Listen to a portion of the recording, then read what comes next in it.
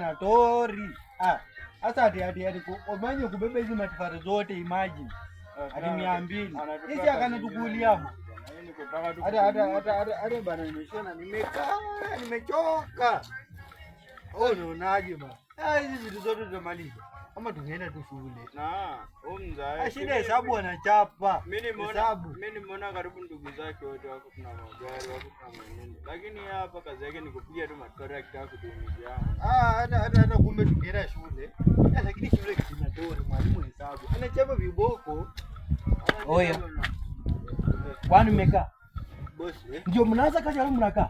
Sasa boss. Oya. Boss, mko serious na kazi?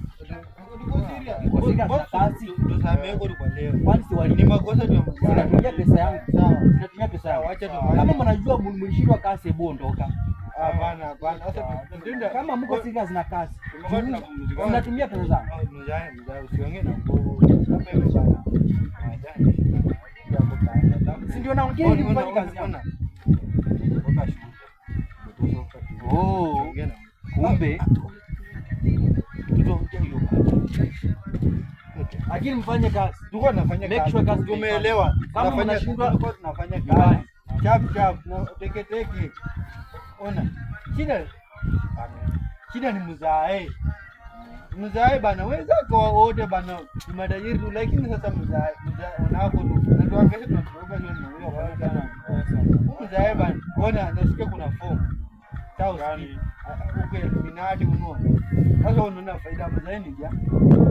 Ukimwomba pesa anasema jana. Sasa faida ni nini?